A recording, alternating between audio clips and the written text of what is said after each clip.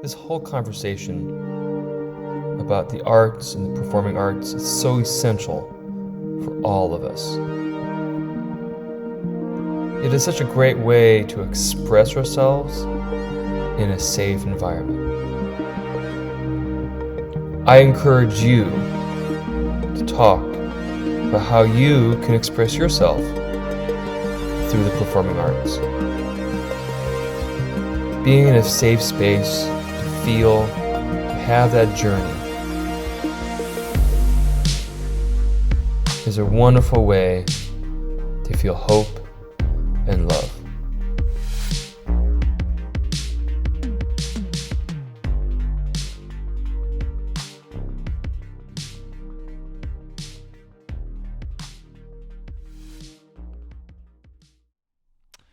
Well, welcome to Murph's Talk. This is Brian Murphy, and today we're going to talk about this event that happened with the Brain Injury Association a couple of weeks ago.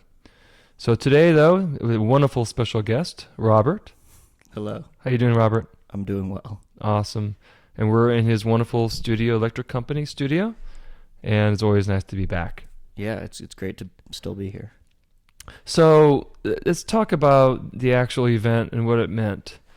The Brain Injury Association came to us and asked to do this show, this performing arts show, and it was back in August of 2023. And here we are, almost 6 or 7 months later, and we did this event. When I walked out of that event, I felt so inspired. Sure. The artists performing, the people who came, all the energy that went into this event. Robert, what does it mean for artists, for us to be part of an event like the Brain Injury Association? If you don't know who the Brain Injury Association is, they work with, they are a resource center for people who have a brain injury. And my role was to bring these artists in. And what happened after that and the responses that people felt. Talk about the impact that artists can have on people who go through a brain injury. I think, in reference to your event, like one of the things I thought about is more just how an artist can have an effect on themselves, in a personal narrative, in a personal story, and in personal development. And I think we as audience, of those things, like, are inspired by people that are engaging in an active process of self-growth and self-discovery. And like, that's something that when you talk about, brain injuries or just your brain in general, how we use our mind, we're in a society that is increasingly needing to focus on mental health because it's, the technology is sort of pushing us into a position where that's something that needs daily moment-to-moment maintenance in a new way. And so, I often find that artists do a good job towing the line between doing something for themselves and doing something for society, for others, like a job.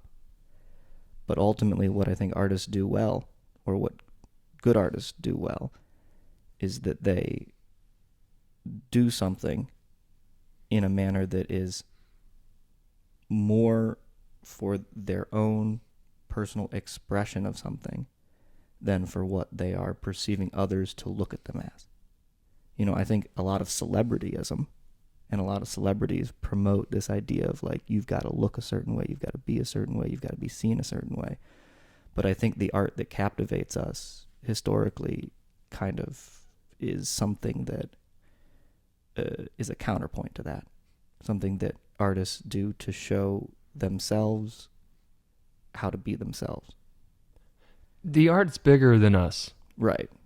We use whatever our talent or whatever we are, as our form is, we think bigger than just us. This event, particular event, I felt like it was all of us who from the artists to the people who came, it was bigger than them when they left. They knew that. that knew there was something that was bigger. And as artists, we were able to give these people an opportunity and a safe place to go through that journey.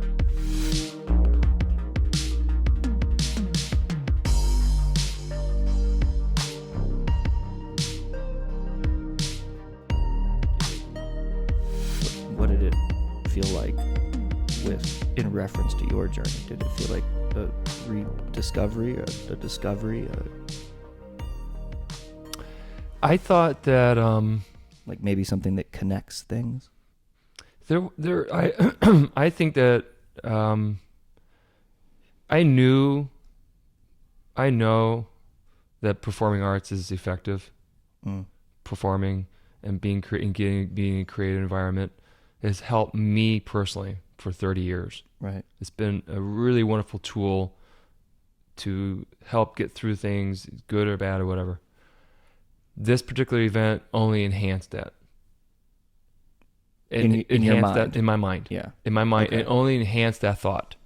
So then I feel a deep responsibility afterwards and during the process, a deeper and deeper responsibility to give the opportunity for people to have that same or have a journey like that. Not everybody has that opportunity to go dance class or be in an environment where they can create. Nobody has that. So this whole process, what happened was I want to create the opportunity for people to be creative. And what I'll say to that is, I've been thinking a lot about, on a deeper level for myself in my personal journey, about the difference between being and perceiving.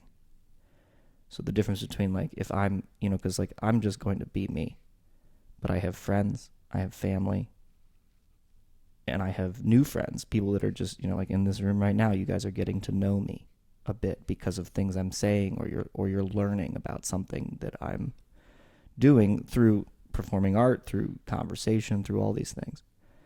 And for me, the being of your journey, that makes sense that there's this compassion. There's this like drive to reach out. And my perception of that, watching you on that stage, was, that of maybe like a tour guide, or of a, a tour guide through an experience that was deeply personal.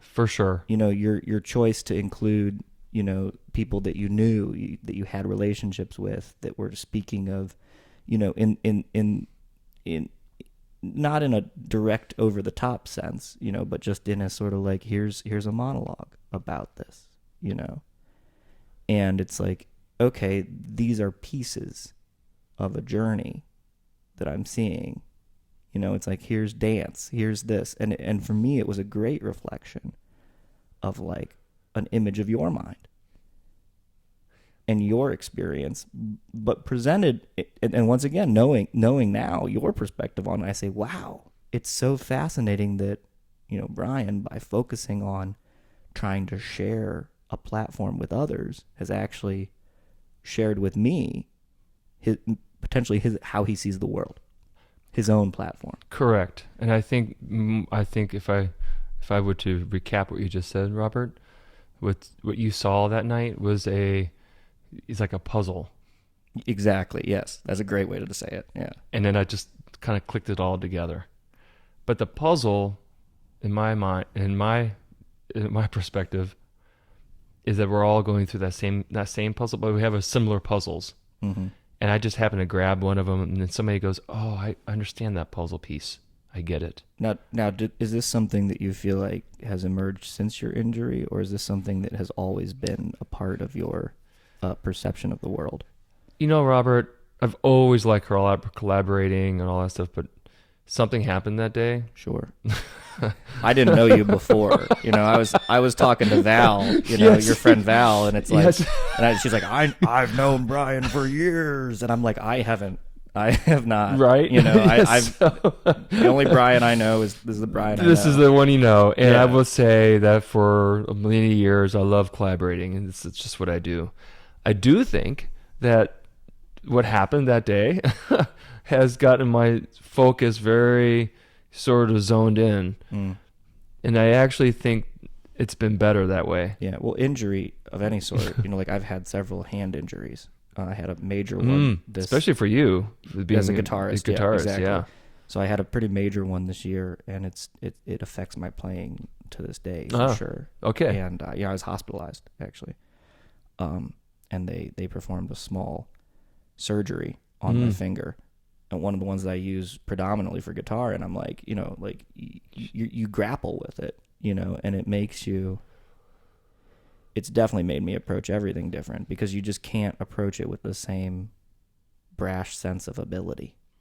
Maybe, yeah, that's very true, Robert. But I will say that I mean, I still have skills. I'm going to tell you part of my journey. Part of my journey, though, and I'm glad that you're playing again. That's awesome. And I played with one of your band members. Will was part of the show. Yeah, and he has his own journey and all this. Oh, and right.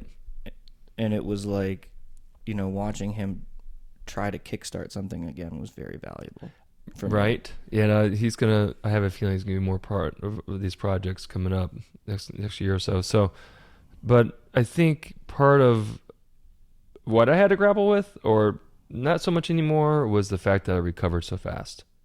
And I felt like a survivor's guilt there for a bit.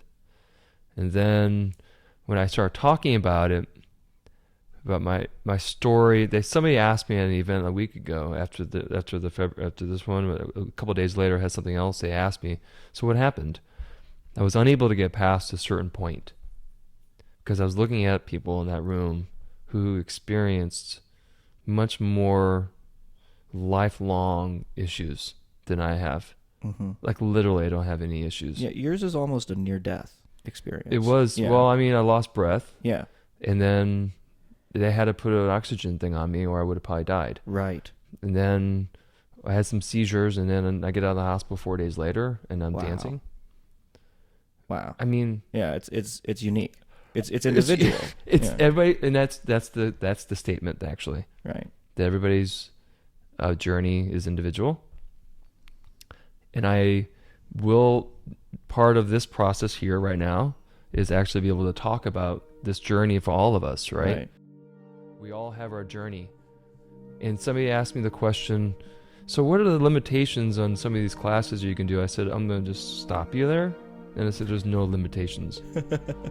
Right? Yeah. You knew I was going to say that. Well, there's no such thing as limitations. So I think that part of our mental thought is, because we've had a traumatic injury of any sort, or traumatic thing in our life, we think limitations.